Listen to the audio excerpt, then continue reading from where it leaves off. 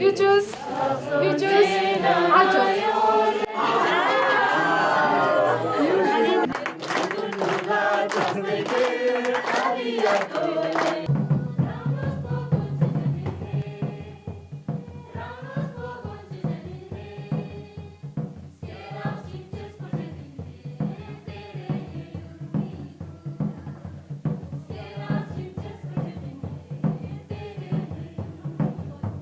साध सज्जनाचे सद्गीत चाललो साध सज्जनाचे सद्गीत चाललो आम्ही प्रकाश बीजे पृथ्वीत चाललो जिंदाबाद नव्या युगाच्या पृथ्वीत चाललो आम्ही प्रकाश बीजे पृथ्वीत चाललो.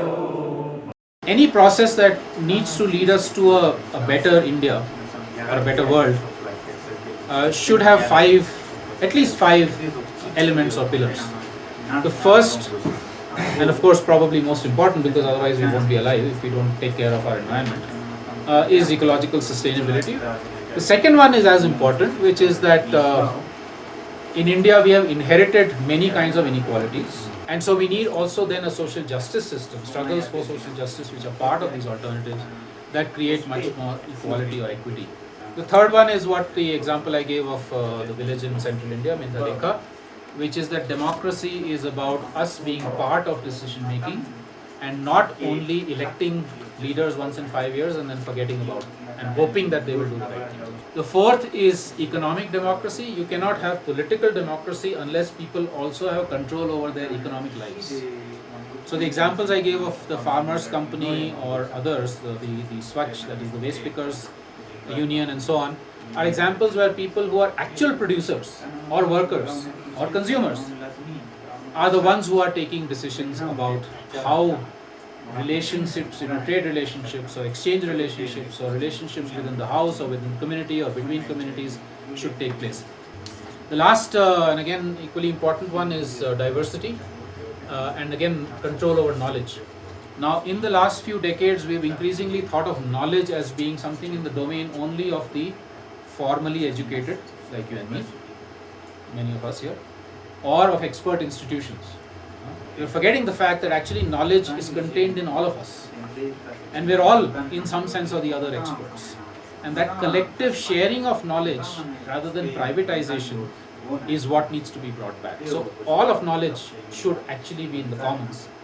जो 5 मुद्दे हैं बुनियादी, उसमें 6 मुद्दा क्या डाल सकते हैं क्या कि हम लोग सब इन सम फॉर्म विकेंद्रीकरण के पक्ष में हैं और विकेंद्रीकरण का अपना खुद का एक इम्पोर्टेंट पर्सपेक्टिव और कॉन्ट्रीब्यूशन है और ये भी हमें बताना चाहिए कि जो केंद्रीभूत रचना है, केंद्रीभूत रचना ज़्यादा एफिशिएंट है वगैरह वगैरह बोलते हैं, लेकिन दैट एफिशिएंसी जो है वो पर्यावरण और डेमोक्रेसी की कीमत देते हुए कभी-कभी हो जाती है, तो देखना पड़ेगा क्योंकि डोमिनेंट आइडियल बोल के ये तो इनएफिशिएंट है, ठीक है इनएफिशिएंट का आपकी व्याख्या क्या है उस पर आधार है, तो वो भी सब हमें शायद उसको, लेकिन उसकी मेरी राय से विकेंद्रित अर्थव्यवस्था, विकेंद्रित राजनीति का एक बहुत मर्यादा भी है मॉडर्न लाइफ में. One part of the alternative, of course, is resisting the current form of development, and that's most important for those who are victims of this development. People who are displaced, people whose forests are taken away, people whose water is taken away, people whose land is taken away for mining or big dams or whatever current form of development is. This is a very classic resistance that has happened in Odisha, in the state of Odisha, against a British mining corporation, which was successful. So it's become one of those iconic things. लोकशाही समाजवाद, धर्मनिरपेक्षता आणि शाश्वत विकास या आधारावर देशभरातल्या साधारण 300 जनआंदोलनाचे समन्वयाची प्रक्रिया आहे. ही सगळी आंदोलनं स्वायत्तपणे चालतात आणि समन्वयाची प्रक्रिया म्हणून जनआंदोलनाचा राष्ट्रीय समन्वय चालतो. शाश्वत विकास हा जनआंदोलनाच्या राष्ट्रीय समन्वयाचा मुख्य गाभा आहे. मी 2 नाऱ्यांनी आमच्या कामाची ओळख करून दिली, ज्याच्यात पूर्ण सार आहे असं मला वाटतं. एक असं आहे की समता, सादगी, स्वावलंबन लाके रहेगा जन आंदोलन, त्यामुळे त्याची ध्येय निश्चित व्हावी. आणि दुसरं आहे जन आंदोलन की क्या है बात, संघर्ष निर्माण साथ साथ. And that's the second part of the alternative. So you actually find that across India, on every sector that you can think of, people are coming up with some amazing alternatives. And that includes what's happening in Ladakh on many. Centuries, we have had a tradition of making what we call seeding ice glaciers manually. Now the traditional system is part art, part science, part myth. In recent years, Mr. Norfel was doing that by more scientific way of freezing water flowing wastefully in winters high up in the mountains so that they freeze and then they melt in spring. The only problem was that for it to freeze and stay frozen, you needed high altitudes like above 4,000 meters or 14,000 feet. And on top of that, for it to not melt prematurely, they needed mountain shades, north sides of mountains, which was not always available. So it was location specific. Only some places would have that ideal situation. So that's when I got involved, seeing those problems. So my problem was how to then shade the ice. Now it's not easy to shade huge. Some of them can be a kilometer long and 100-meter wide. You can't shade. So then the ice stupa concept came, which is you make the ice shade the ice by raising it upwards towards the sky, as high, as tall as possible.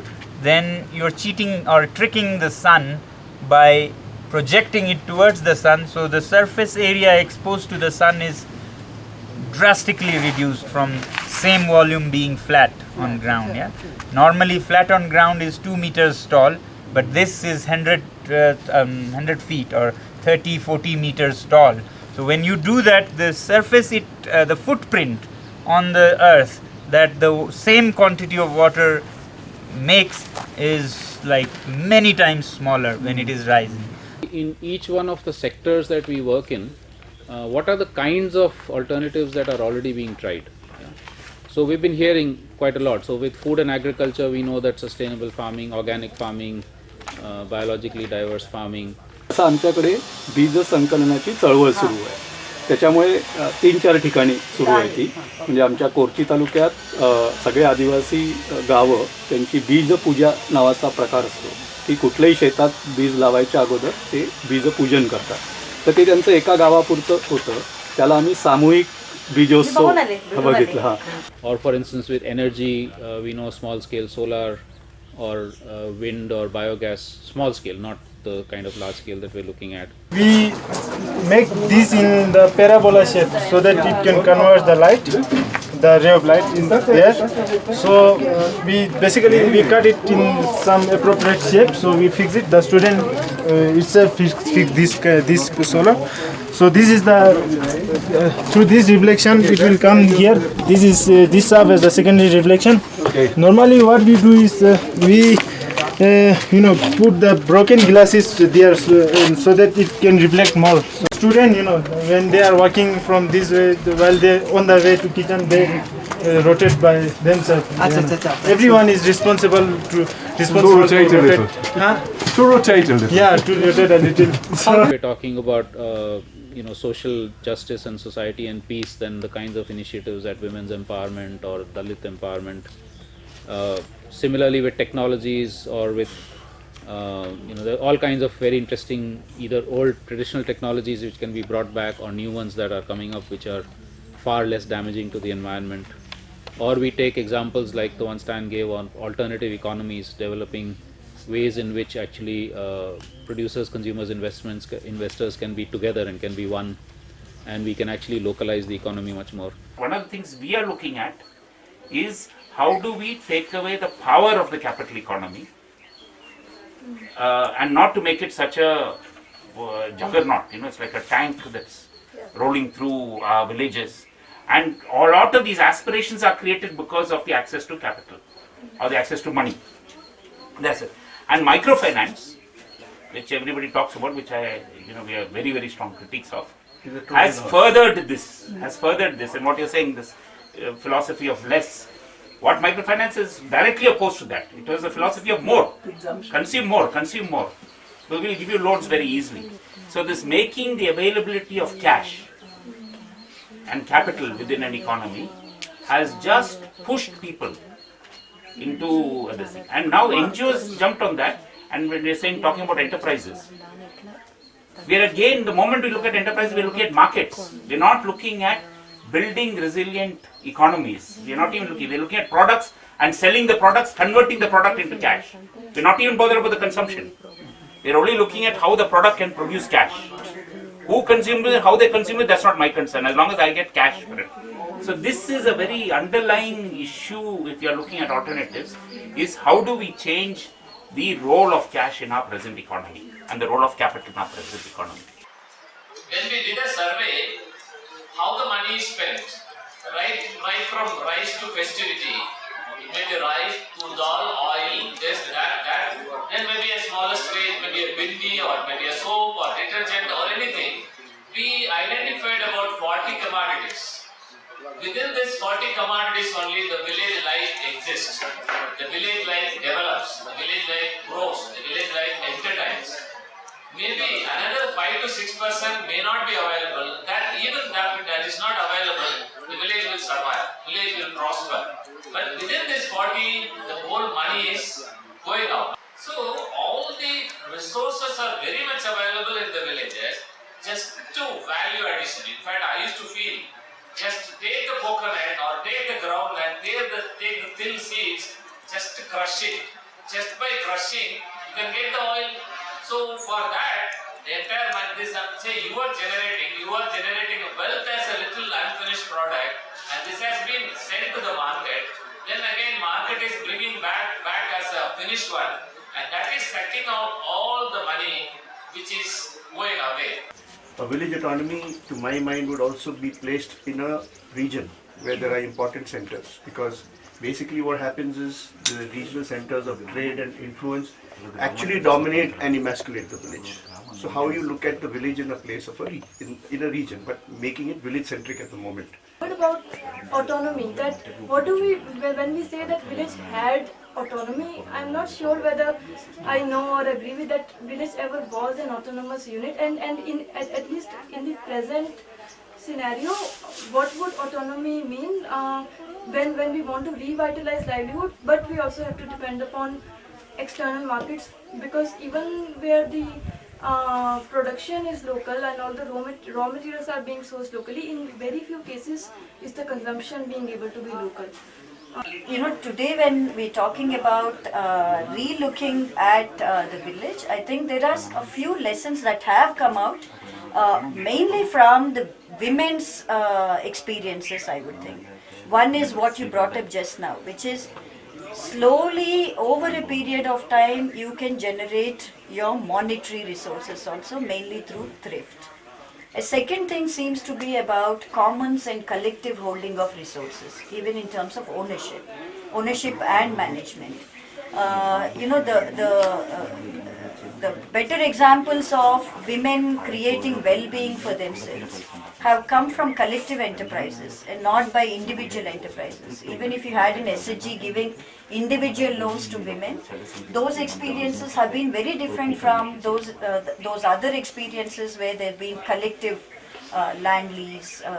I think one of the threads that goes across all the initiatives that we have talked about is that there is a community involvement that grounds the work that is being done. Whether you call it an enterprise, whether you would call it alternative education, whether you look at alternative livelihoods. So what is the scope? So right now we have only public-private partnership, means the government or the private sector, a private company. But most of the initiatives that we talked about, there is something called the community. Now how do you get community at various levels to be part of this process of the means of production, the returns, the regulation of what is a fair wage, what is well-being? The whole explanation on this economic democracy of looking at local production and consumption has a different meaning in an urban setting. What it will be, I don't know, but all of us who are working in an urban setting, maybe we should just articulate it in a much better way so that we are included in this. Here at this point of time, I am feeling that we are excluded. So there are a lot of community gardens which are coming up in even cities. तो वो भी आप उसको join कर लीजिए, आपको भी मालूम पड़ेगा, या तो फिर यू ज्वाइन विद फार्मर्स जो कम्युनिटी बेस्ड भी फार्मिंग करते हैं. बहुत सारे लोग फार्मर्स ज्वाइन होके उनका फार्म संभाल रहे हैं, वो भी करते हैं. तो you join that. I mean you will have to come out of your house and do certain things. If house is not providing you things, the land which you are, because there are limitations. Everybody has their limitations. जैसे आपके society में अगर एक family या दो family कर रहे हैं तो हम उसका पार्ट बन सकते हैं, उनसे ले सकते हैं. We are also talking about what is finally our vision, कि हमारा विजन क्या है. और हमारा विजन ये हो सकता है कि रूरल अर्बन लिंकेजेस इस तरह से हो कि अर्बन और रूरल में इतना ज़्यादा फर्क ना हो. There should be some food production also in urban areas. Eventually maybe it can happen. Right now it may seem like a dream, but we have to work towards a vision. So in a vision, and what happened in Cuba, Bharat has written a book about it, was that after the US embargo, they had to plant things on all public spaces and even on all private spaces. They weren't supposed to let any space in the cities also without vegetable gardens and without food crops. So maybe at one point of time we will also have to do something like that. Along with that, exchanges of groups. No, so I'm saying that yes, even then we definitely can't move to a completely food-oriented society because we have services, but food production, apart from just being something that's food production, apart from being something that's producing, that's outcome oriented, it's also needed for the soul. So the alternate is only working on alternate energy or alternate livelihood, all that is happening separately, and alternate politics is happening some places separately, some places there are movements, but now how do we really bring these kind of things together? When we say alternative politics, what does it actually mean? What does this whole term called alternative politics mean? So what we did was that we went around the table and giving everybody a chance to say what he or she understands by that, or what he or she wants to bring to the table. So right at the beginning, one question which was posed was that we talk about alternative politics, at the same time we also need to talk about politics of alternatives, because different type of alternatives also have got certain inbuilt politics in terms of which social sections get included, excluded, what we talk. I mean, also, so the person was arguing that we need to articulate what is the type of politics behind each of these type of alternatives which are there and try to examine it. The second level of discussion was that, and there was a larger consensus around it, was that when you talk about alternative politics, we are also talking about a bit of a micro level, like a village level or other type of things, in which some of the things which people say that it should be, people-centered politics. It should be participatory democracy as much as possible, or direct democracy, decentralization, and also basically saying that people should be able to self-regulate or self-govern to some extent as possible and things. And also political systems which is respecting both environment, social justice. These are the two arms in which all this political discourse should take place and things. It is very important for us to also recognize that intervening in policy is as important as creating the networks, reviving the healthcare system. Because why does your village kid want to get an injection? I will see repeatedly in our work in various places, the village person especially the younger generation, is not willing to go to the Vaid or Hakim. They want to go get an injection because it is going to be the treatment of all treatments. Where does that perception come from? So I think that perception flows out of national policy, the priorities that you've placed, the kind of preferences that you give to healthcare right down to the village level. And we must intervene in that. Yeah. And who is responsible for that? Is he an authority? The authority is there, or that sort of thing is there. So, but I feel, in my experience, all the possibilities are very much existing. Only thing is, this sort of meetings, 1 or 2 discussions and something, we will arrive a strategy, and that could be very easily pushed in. No, actually, one of the things that we are doing means there is Tamil Nadu Siddha Vaidya Natu Vaidya Sangam is there, and it is in Vellore Mavatam as the head office. And there are nearly more than 200 healers who are actively working. And they go to school, they supply medicinal plants, they go to school, they conduct exhibitions, they teach children. They also do a lot of work in community. So in small pockets this is happening. In Karnataka a lot. Karnataka has one of the most active healers networks in India. So this is happening. So, but also, so I think it is important that we recognize some of these networks and bring them also into this. There is also the People's Health Movement, the Jan Arogya Andolana, or the health in your own hands kind of a movement. It's a very large movement. So some of these movements, if they come into picture, I think this can be done. And there are Ayurvedic physicians, also Siddha physicians in every community. So I think this has to be a mass movement.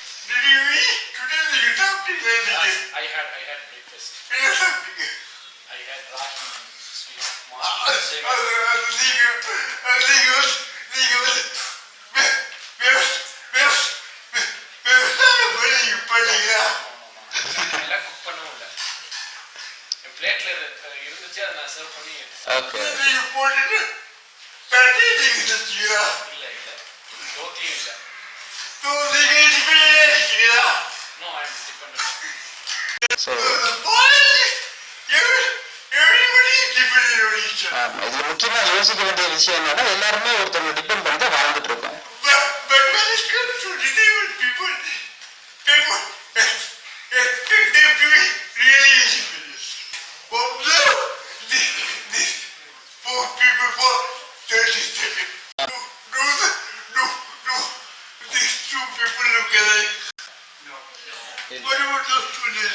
அவங்க எப்படி இருக்காங்க? இல்ல இதுல யார் normal?